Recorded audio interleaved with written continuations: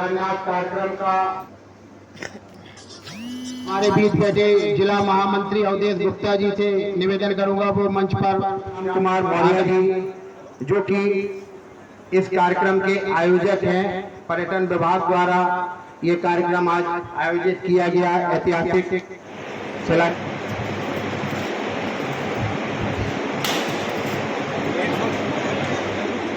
हमारे बीच बैठे पत्रकार साथी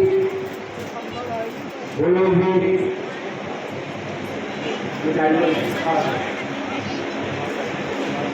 चलिए अब ये बहुत दूर से आए हैं रात के ये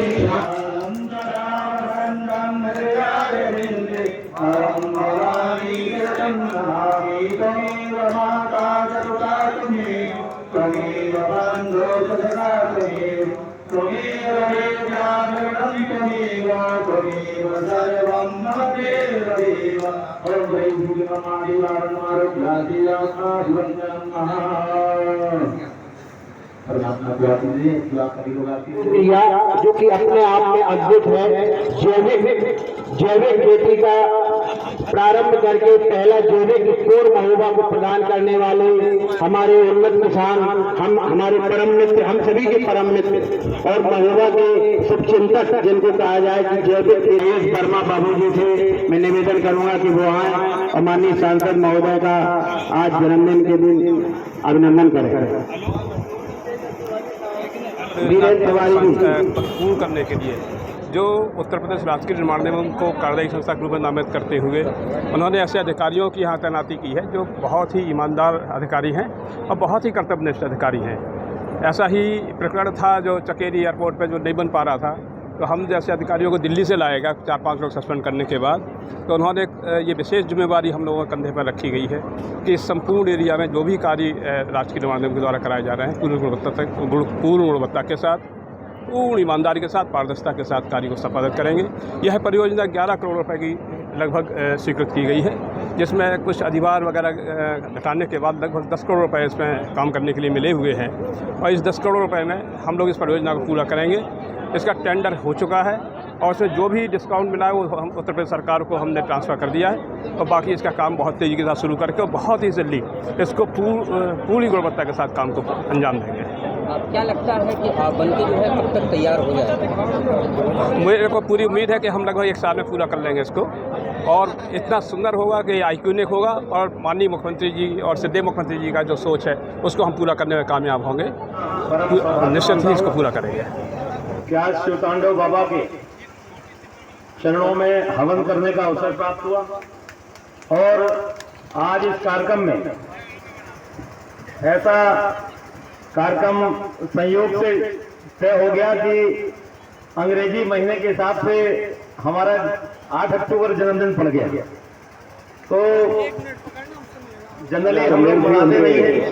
किले के क्षेत्र का हिस्सा है।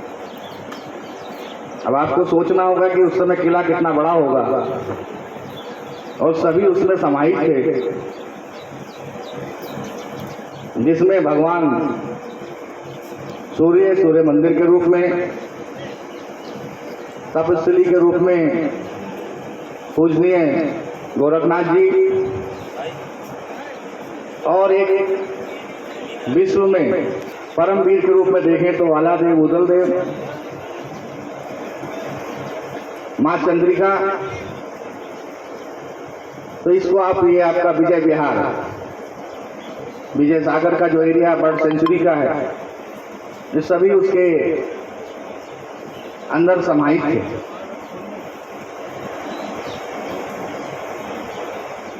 मुझे आज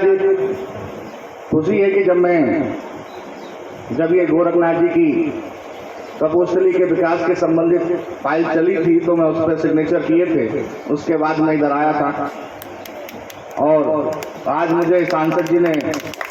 जो तपस्थली पर लेजर शो किया, लोकार्पण किया, इसका महोबा को हम जान सकें उस लेजर शो के माध्यम से। जहाँ तक राहुल जी ने कहा कि ये जो तपोस्थली है इस पर ये उस ढंग से विकसित होगी कि खजुराहो के जो पर्यटक हैं जो विदेश से आएंगे और जो हिंदुस्तानी हैं वो अध्यात्म के रूप में रुकने के लिए महोबा आएंगे रात्रि विश्राम के लिए। ये सूर्य मंदिर और ये तपोस्थली दोनों इस तरह खींचेंगे कि ये पुणे महोत्सव नगर की ओर स्थापित होगा, यहाँ रोज महोत्सव होंगे। तो मैं सांसद जी को पुनः धन्यवाद देते हुए, और ये मैं प्रयासरत हूँ, सांसद जी भी ने ये प्रस्ताव दिया था कि हम यहाँ पर गिलास ब्रिज बनाएं, और रोप वे का भी प्रस्ताव सांसद जी से गया था, उस पर कार्रवाई चल रही है। तो दोनों चीजें जल्दी शुरू हों, इसमें हम पूर्ण प्रयास में लगे हैं और इसको आगे बढ़ाएंगे।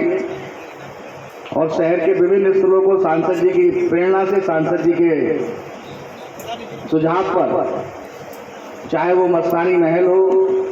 चाहे वो सालट का किला हो,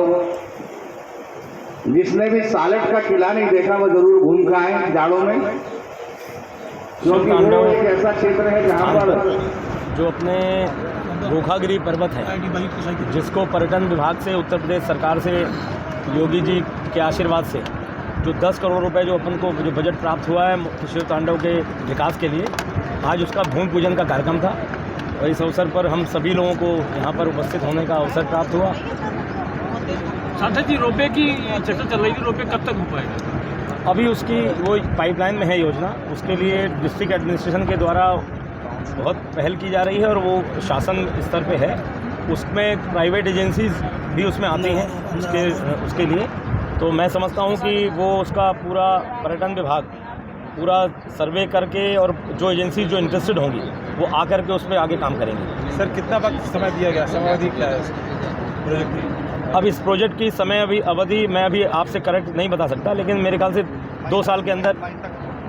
मई तक पूर्ण हो जाएगा। सांसद जी, आज आपका जन्मदिन है और जन्मदिन के अवसर पर आप महोबा को कौन सी खैरात देना चाहते हैं? नहीं, मैं खैरात लेने वाला आदमी हूँ, मैं दे नहीं सकता कुछ। मैं महोबा के लोगों का हमेशा, पूरे क्षेत्र के लोगों का, हमीरपुर संसदीय क्षेत्र के लोगों का, और सभी जितने हमारे सकारात्मक शक्तियाँ हैं, सकारात्मक लोग हैं, जितने संत महात्मा हैं, सभी सज्जनों के मैं आशीर्वाद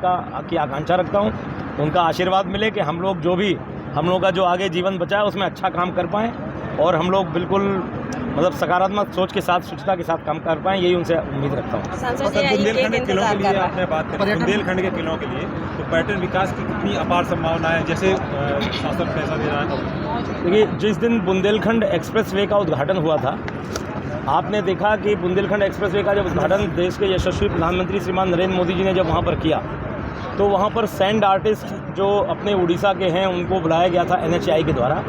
और अपना कालिंजर का किला, मड़फा का किला वहाँ पर सैंड से बनाए गए थे। तो प्रधानमंत्री जी को जब बताया गया कि ये सब किले यहाँ पर हैं, तो उन्होंने भी बोला कि अरे ये भी बहुत अच्छी, आपको जानकारी में उन्होंने अपने भाषण में भी कहा था कि यहाँ पर अपार संभावनाएं हैं और बुंदेलखंड एक्सप्रेसवे बन गया है। और आप देखें, दुनिया के जितने भी विकसित देश हैं, सभी जगह लोग किलों को देखने के लिए जाते हैं कि क्या किलेबंदी होती थी, कैसे युद्ध की तैयारी करते थे। और मैं इस बात को आपको बड़े गर्व के साथ कह सकता हूँ कि हमारा हिंदुस्तान ऐसा एकमात्र राष्ट्र है, जितने बड़े किले हिंदुस्तान में पाए जाते हैं, इतने बड़े किले दुनिया के किसी भी देश में कहीं भी नहीं पाए जाते। भले ही आज वो विकसित देश कहलाते हों, लेकिन हमारे यहाँ से वो किलेबंदी सीख करके गए हैं, लेकिन वो बनाए भी तो इतने बड़े किले हमारे यहाँ नहीं बना पाए। तो मैं समझता हूँ जब अभी किलों का जब ये पूरा काम हो जाएगा, तो पूरे देश के कोने कोने से हवाई मार्ग